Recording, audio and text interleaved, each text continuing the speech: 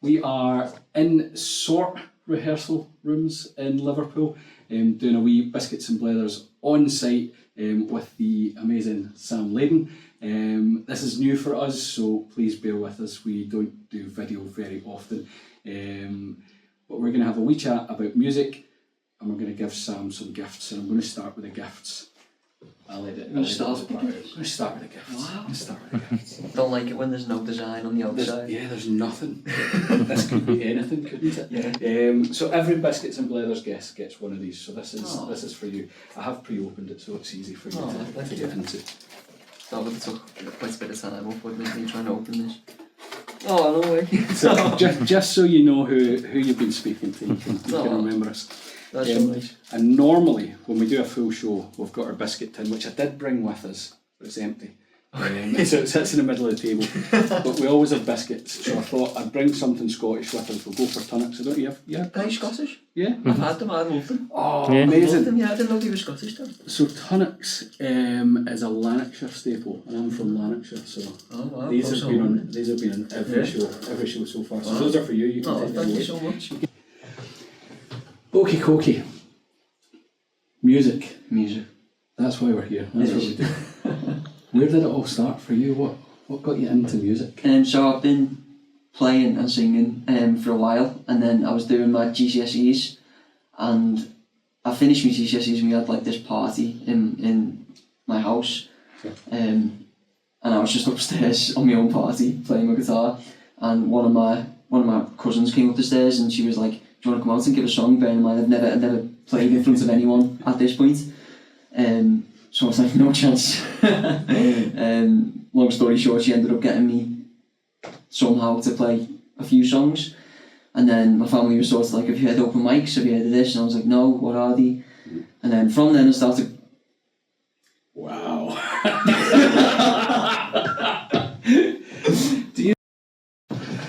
So we discovered there, in our lovely studio, I think we weren't moving enough, so we're going to have to, like, every now and again, just do a little dance, a little wave. A dance break. The automatic lights went out and we went dark. So, sorry Sam, you were talking about... I don't think the room liked me talking, to be honest. But if it's okay, I might carry on. Yes, I would love you to carry on. But yeah, so I just started going to open mics, just trying my best to get to as many as possible, because I was in college at the same time. Yep. So I was just doing both, and then I just sort of found a love for it. And then I took it in uni. I moved to Manchester for uni for a year, and doing the same thing, just going to open mics and trying to get myself out there as much as possible. I was in my dorm room and I recorded my own sort of EP, a few songs, and put it out. There's a couple of songs on there that done quite well, which I wasn't expecting. And since then, I've dropped out of uni since then and came back home to sort of do a bit more practically. It's going well so far. You're kind of involved not just musically. I've noticed there's some kind of photography going on there as well. So is the creative thing is it a bit of a bug? Yeah. I just love creating. I think it's people. I just love working with people and seeing people's reactions. Of, like, say if I play a song in front of someone and their reaction, or take photos and deliver them and their reaction to that. I just love connecting with people in a way. And I've always done photography as well. I've done it at GCSE and A level. I didn't do music at either of them, just outside of it. So photography was sort of the main thing that I studied until uni. And then uni hit and I sort of put the camera down for a bit. But now I came back, I found myself with a bit more time, so I picked the camera back up and just sort of doing both, which is good. Enjoying it. I should have got you to bring the camera, because we're not camera people. should have got you to set it all up for us. When you were talking about the party, talking about kind of play a wee bit of that, play a bit of that, you know that's going to happen the rest of your life now, because the minute someone finds out that you play the guitar, there is nowhere you can go now. There's nowhere safe. Not at all. People will bring out guitars that you didn't even know were there. They're in a cupboard, and suddenly you've got. I just holding the guitar. Yeah. I used to work in retail, and as soon as people found out that I could sing, they were like, "Give me a song." And I was like, "No, there's customers everywhere. I'm just singing." We were coming back from a gig in Perth recently, and we'd been playing all day. The gig. Sorry, I'm looking over at producer Will here, who's normally not on camera. We were coming back from a gig in Perth that had been going on from like 2 o'clock in the kind of afternoon, right up to, I think it was about 8, am I right? Yeah, right up to about 8 o'clock. We're walking back with all the guitars, we've got all the gear, sweating like I am now because it's roasting in here. And I was just so tired, and we got to the doorway and someone's outside having a wee puff. And she's like, there's a guitar, geez a song, yeah. and that is it, that's another the one, life, isn't yeah. It just happens all the time. So, yeah. Colorado is how I got into your music. And what I've noticed since then, you're very poetic, you're very lyric driven, and it's very much a kind of storytelling, and it's that age old kind of singer-songwriter with a guitar with something to say. Yeah. Do you ever do just the lyrics, or is it, does the poetry come first, or is it just part of the changes of everything? Yeah. Sometimes it's lyrics first, sometimes it does start as a poem and you know, move it into a full song. Sometimes you start with the music and then write. Sometimes you have a verse sitting there for months and then you come back to it. Sometimes it's in 20 minutes. Changes is the short answer. It's a real kind of funny question to ask somebody, because it's such a personal thing, that songwriting process, isn't it? So I guess everyone kind of approaches that songwriting slightly different, but I've noticed that a lot of your music is kind of personal experience and drawn on kind of that kind of, I guess, relationships, because Colorado was beautiful. It's such a sweet kind of tale. Where did that kind of start? Was it something that just kind of percolated, or what happened with that? As in Colorado specifically? Yeah. So I've got 2 younger brothers, and a lot of my songs are about my family. The majority of them are about my brothers. Well, say the majority of them, a lot are about my brothers. And the oldest of the 2 younger brothers always used to say he wanted to move to America, and I put it into a song, and he didn't say he wanted to move to Colorado, but I just thought it sounded like the coolest place in America to title a song after. And I sort of just went from there and just took from advice that my parents have gave me, and then sort of me passing it on to my younger brothers, and just built from there. Yeah, it's super sweet. We were listening to it in the car on the way down as well, because while obviously I hadn't heard your kind of stuff. It doesn't really follow my social media, by the way. Did you watch that video? That doesn't. I'm getting the look now. And we were listening, and we thought it just kind of builds a beautiful kind of tale, and that seems to be a theme running throughout your music. So props to. No, thank you very much. Thank you for listening. I just love advice and everything behind advice. I love. It's weird, but like I love seeing someone tell someone else how to get better or something, or how to improve or something, or how to move through life. I just love it. There seems to be real pockets of that in music at the moment. There seems to be, as it becomes harder to keep a venue open, as it becomes harder to find a music manager, as it becomes harder to find a record label, it seems everybody's doing it themselves now. So there's artists up in Scotland that are all kind of clubbing together, and I'm kind of seeing similar vibes here, because we have to talk about night owl music, I guess, because a super important part of your musical journey, I think. So you want to give us a wee bit of background on how that? Yeah. So I can't remember exactly how it came about, but Night Owl is run by Jovan, obviously, who's from Glasgow, and he is one of the most supportive people I've ever met, came across in the whole music industry. And he was just sharing my posts and liking my posts and commenting on my posts, and I was like, wow, like this is so rare. Where did this guy come from? I know. And then he offered me a gig in Glasgow to play in a venue called Nice and Sleazy's, which I'm sure you've heard of. Yeah. And that was my first gig really outside of England, and first time in Scotland at all when we went there. I travelled with my girlfriend, and we stayed over, and Jovan contributed towards that, which was lovely of him. And then it was a couple of weeks after that, and Jovan said, I'm a manager as well, I'm a music manager as well as promoter, and I'd love to manage you if you were up for it. So I was like, I jumped at it really. He's, like I said, one of the most supportive people, and he does everything fair, which is so rare to get. a manager and promoter who works like that. I'm sure you know, in the music industry there's not a lot of fairness and Javan is honestly one of the most supportive people I've ever met. Yeah, and he seems genuinely excited about everything, doesn't he? He seems to want to kind of push the music. He's not doing it out of any kind of. It's not about him. No, it's all about the musicians and all about the community that he's kind of trying to build as well, which is lovely. It's lovely to see. We do know that venue. Glasgow's got some great venues. If you can get back up, we'll get you in and we'll do a full Biscuits and Blethers. We'll do a full show.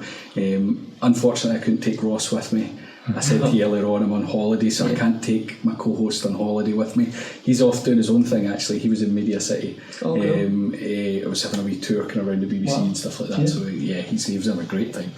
He didn't take me to that, so I'm not taking him.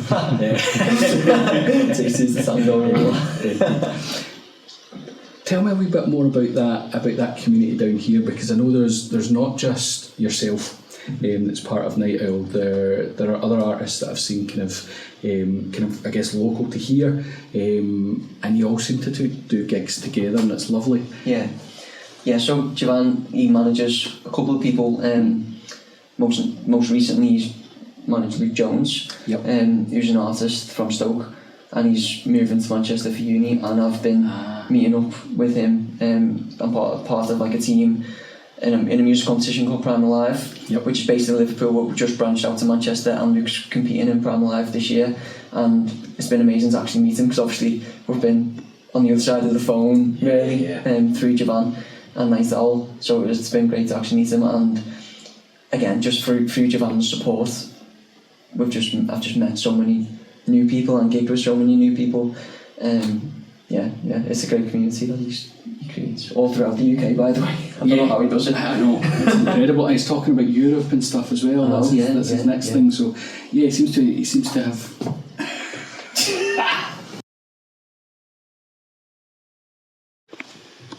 Okay. We were talking a wee bit about Europe there just before the lights cut off. I'm going to keep that in because it's quite funny.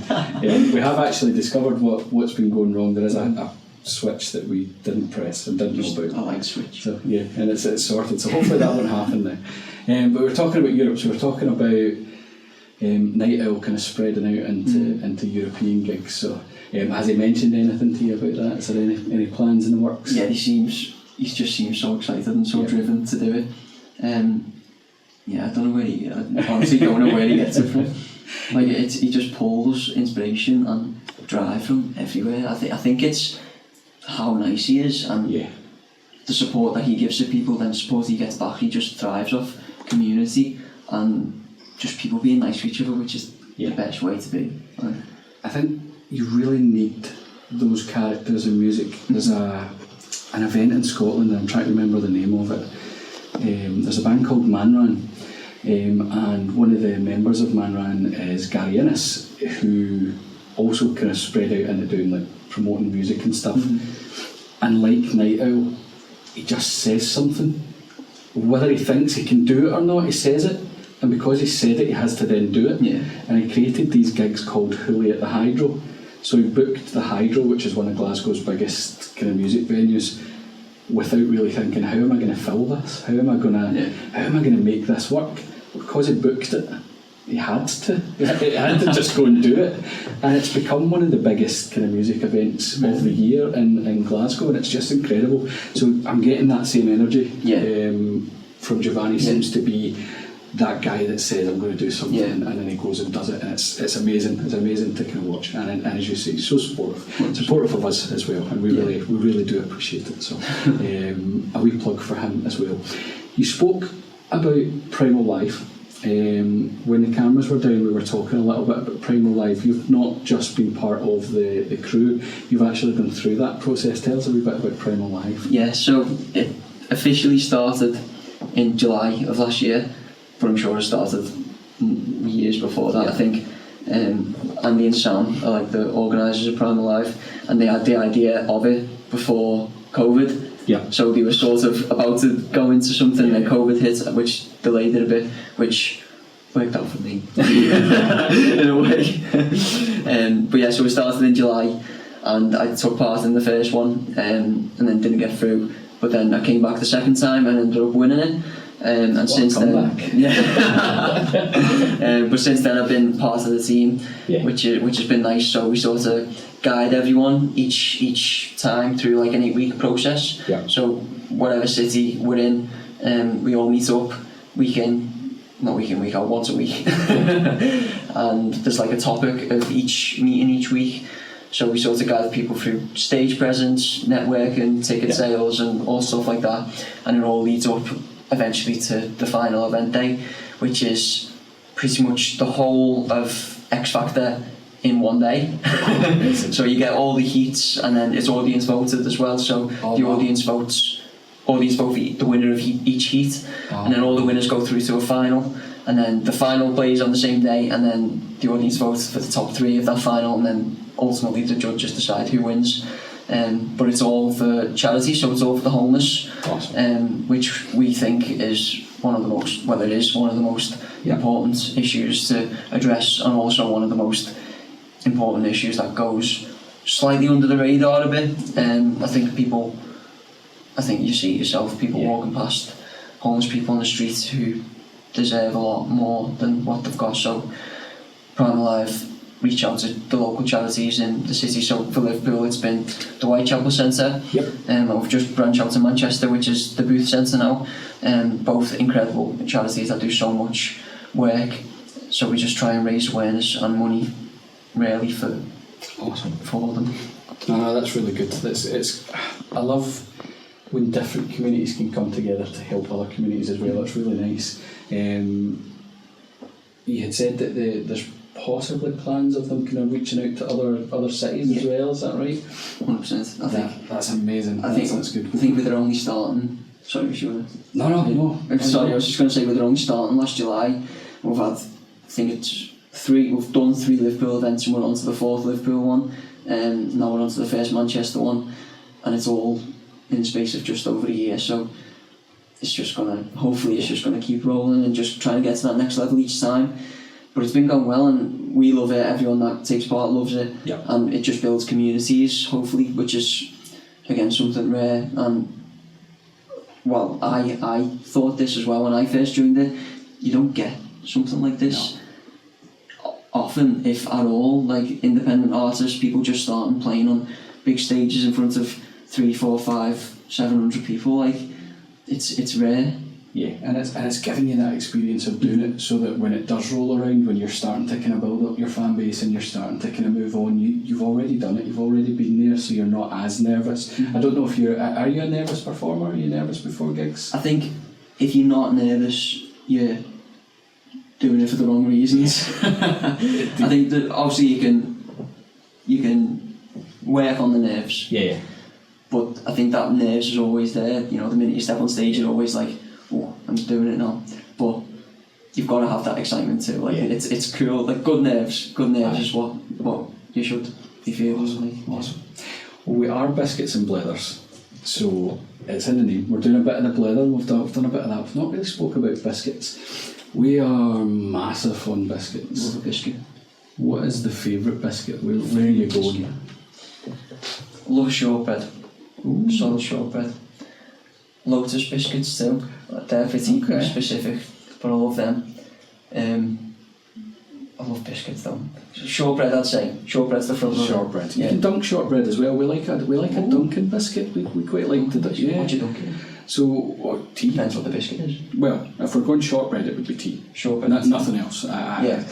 A lot of people dunk things like that in coffee. I don't get it. Yeah. It's not for me. Yeah. No. It's not a biscuit either, but a croissant dunked in coffee, I don't get that either. I'm not. Jeez, I thought you were going to say you did that then. No.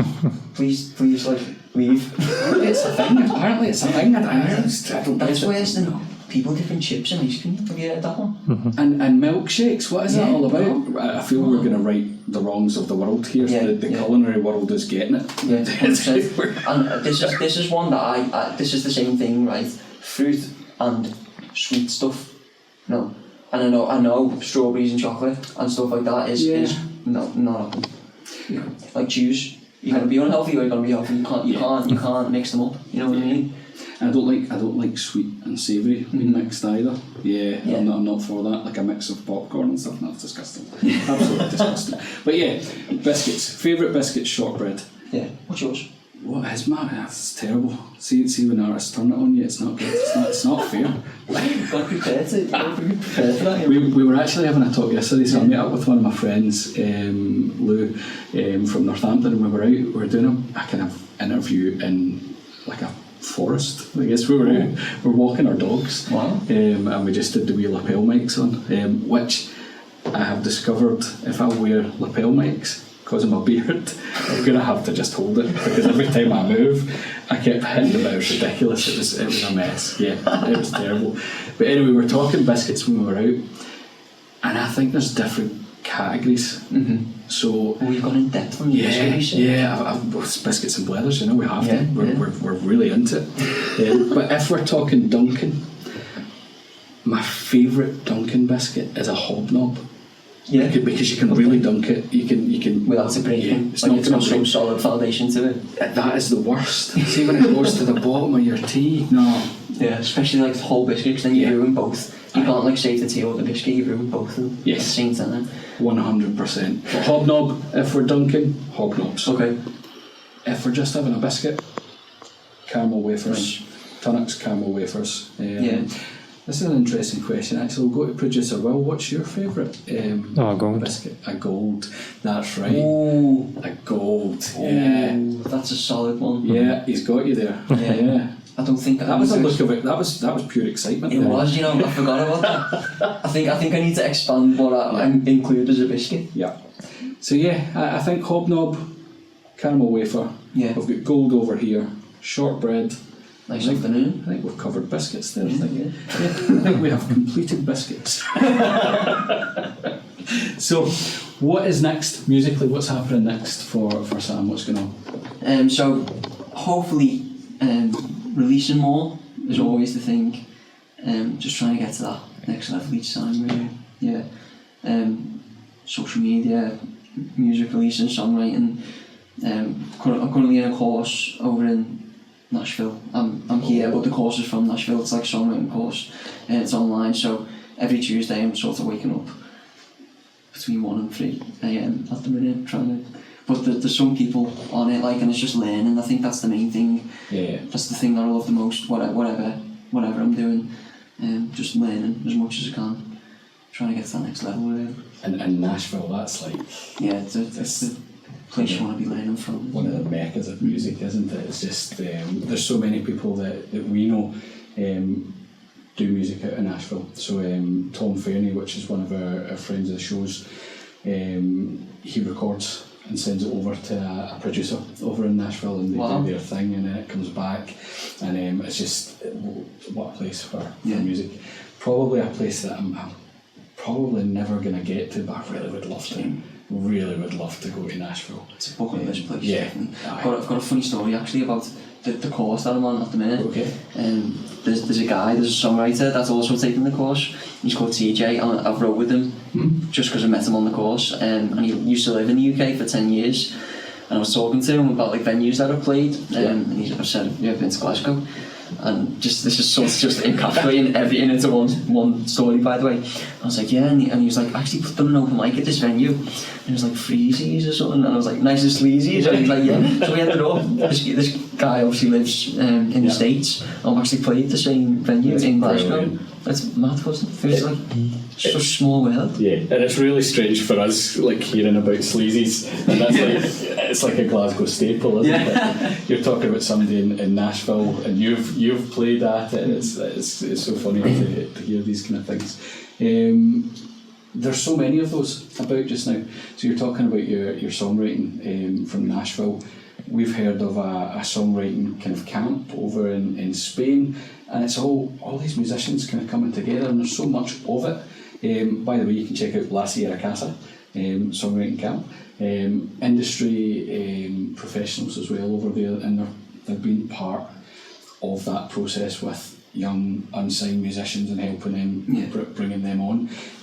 So that's another friend of the show. So who have we plugged so far? We've plugged Night Owl, we've plugged La Sierra Casa, we're doing Nice and Sleazy's. Nice. We've done Hobnobs and Tunnocks.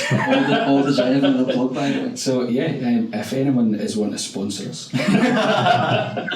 especially like the Biscuits ones, the gold. So we were talking about the songwriting and recording process, and for young artists especially, it can be quite prohibitive. And we spoke earlier when the cameras were down, we were talking about going and doing it solo, doing it yourself, and kind of learning all the bits and bobs, or kind of going to a studio.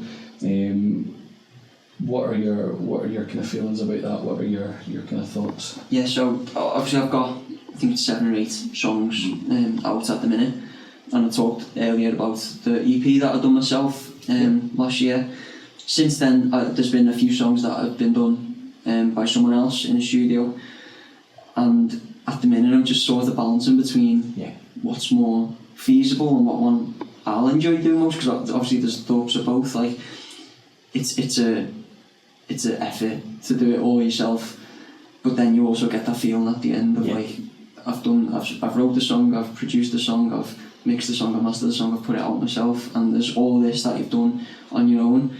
But then when you go to someone, you get to sit there and work with someone else and bounce ideas. And the guy, he's called Tom, and he was based in Cardiff. Yep. And I got Worth the Wait done by Tom, and it was like watching a magician at work. He was incredible. He done everything apart from sing, even though he can, and he's a great singer. But it was like watching a wizard of music at work. So it is, just to get back to your question, it is trying to balance that. Yeah. Like, do you want that personal touch, or do you want the more polished sound? There's a lot of thought that I'll have to put into it really going forward. And we spoke about whether, because of the cost, it can be really expensive to kind of do that, to go to a studio. We were talking about that balance earlier of, do you want to produce more and have more songs coming out more frequently, or do you want to kind of save up and release in little kind of drips, I guess. And I'm noticing that a lot of musicians are doing it that way. They're saving up and they're releasing maybe an EP rather than an album. That seems to be quite common now. You're not getting that kind of 12 song album coming out. In my day, we would be able to go in and record an album for relatively kind of low budget. We would be able to do something kind of low budget. Compared to now, at least. Yeah, compared to now, it's ridiculous. I think we were talking to an artist recently on the show that was saying it was about £2,000 per track for him to do a song. Another artist that we've spoken to recently was sending his music over to Nashville, and it was £1,000 a track. But then that was bare bones. He was having to then edit stuff back over here. So again, it would probably take him over that £2,000, and that's hard. It is very hard. It's like, it's a lot of money in itself for one song, and then you start adding it up for EPs and albums, and all of a sudden it's like, it's the average yearly salary. Like, yeah, no, indeed. The job, like.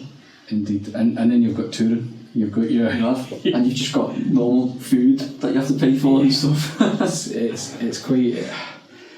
It's a different world, I think, now. For me, I'm feeling really old, actually, because I'm seeing musicians kind of struggling to do what we did relatively easy. We were really lucky. Things were a wee bit more accessible, I guess, when we were kind of doing music.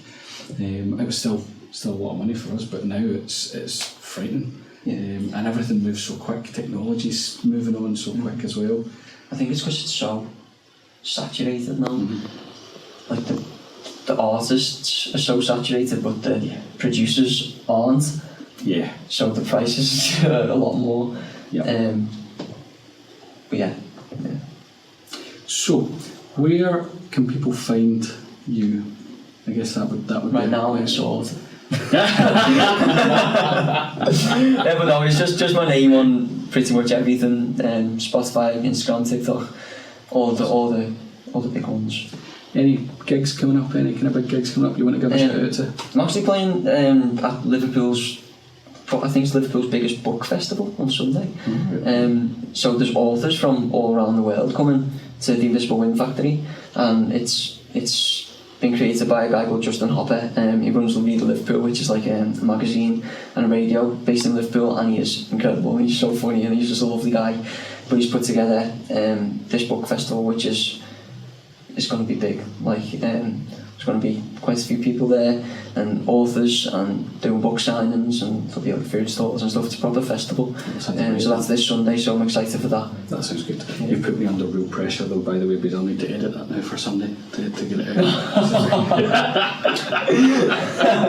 actually got a gig that I don't know I'll be playing next year. Okay. I don't know where it is. I'm just saying this so you can like edit it, like if you can take it out. Yeah, we'll get you to insert some voiceover. Yeah. Listen, thank you so much for taking the time.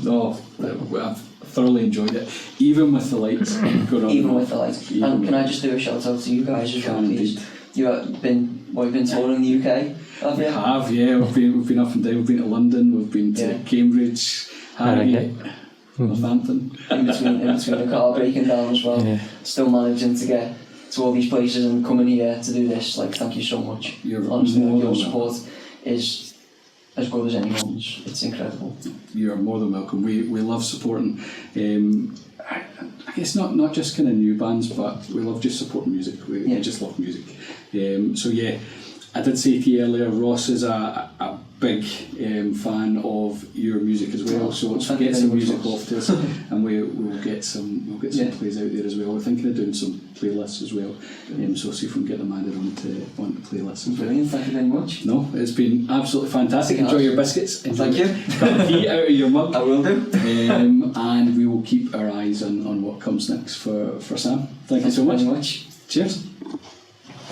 Next one. Right.